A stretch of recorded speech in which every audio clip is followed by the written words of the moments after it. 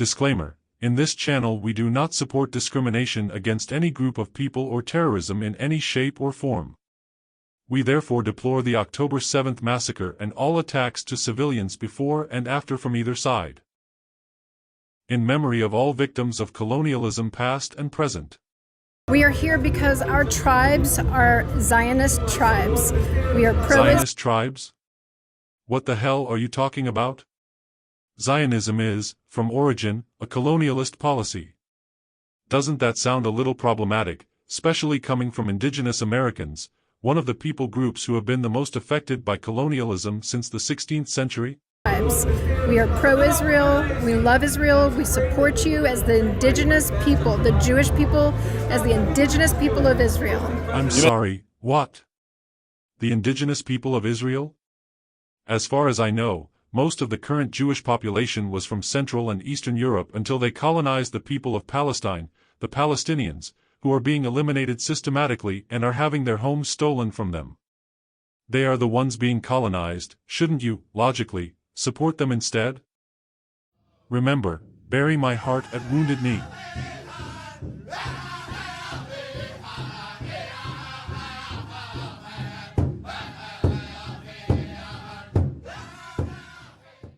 I wondered why these two spoke as if they were the heads of a council.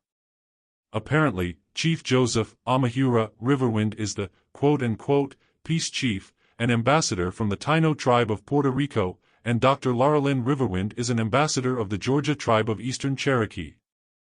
Shouldn't they, as ambassadors, know their history? Shouldn't they know that the Taino were almost completely wiped off by the Spanish, just like the Israelis want to wipe off the entire population of Gaza to, supposedly, stop terrorists? Shouldn't they know that in the 18th century the Cherokee, along with other tribes, were forcibly relocated to present-day Oklahoma, just like the Palestinians who have been removed from their homes since 1948 and have been forced to leave their country due to the constant attacks and the recent full-scale invasion? Absolutely. Well, one, we share a very common history. While things have been really bad for Native people, for over 500 years, it's been worse for the Jewish people for thousands. It has been bad indeed, but that doesn't give them the right to make things just as bad to a group of people who have had nothing to do with that. That logic sounds eerily similar to the one that was used by a certain European nation they're very familiar with. And we are all indigenous to somewhere. And there's only one place that the indigenous people of Judea are indigenous to, the Jewish people, and that's Judea, Israel. So, sure. And where are the Palestinians native to? Apparently not Palestine, the place their Canaanite ancestors have inhabited since the Bronze Age, so, where?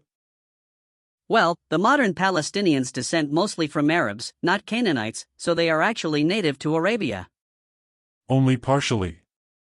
Their roots are still in the region, even if now they are mixed with the Arabs. Assuming that the modern Israelis are actually descendants from the ancient Jewish and not Caucasians who adopted the religion, then they are in the same scenario. They have roots in the area but have mixed with other folk. The Palestinians are as native to the region as the Israelis, and unlike the latter, they never left.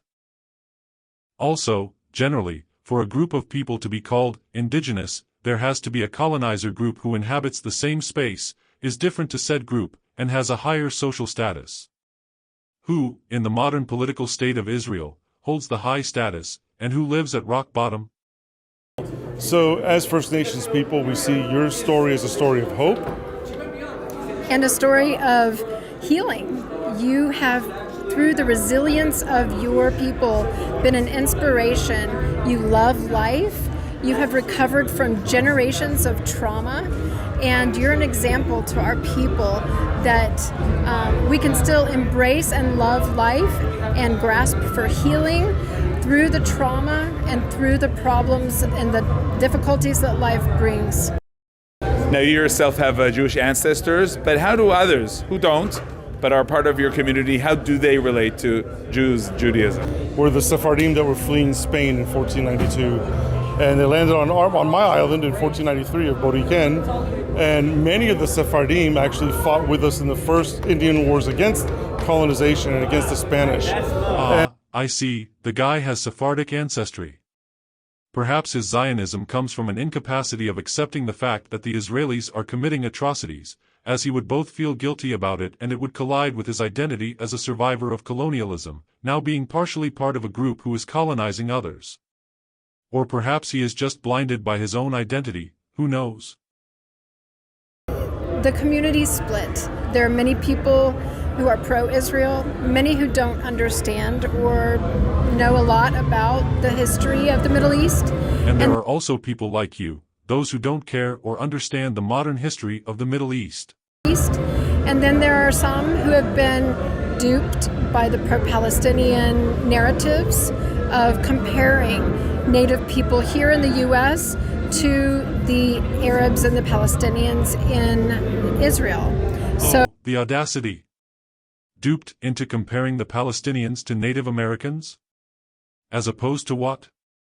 What else could they be compared to? Learn from you, and that's why I want the people, our people, to know the beauty of your indigeneity and your resilience through everything. Resilience to steal land and lives at the same time, as if they didn't know how that felt like historically. I can't stand this anymore. The blabbing of these two is stroke-inducing. Thankfully, that's the entire video. In the name of the Lord, I hope for the conversion of Jews, Palestinians, and Native Americans, and the ceasing of the injustices that are being committed in Palestine.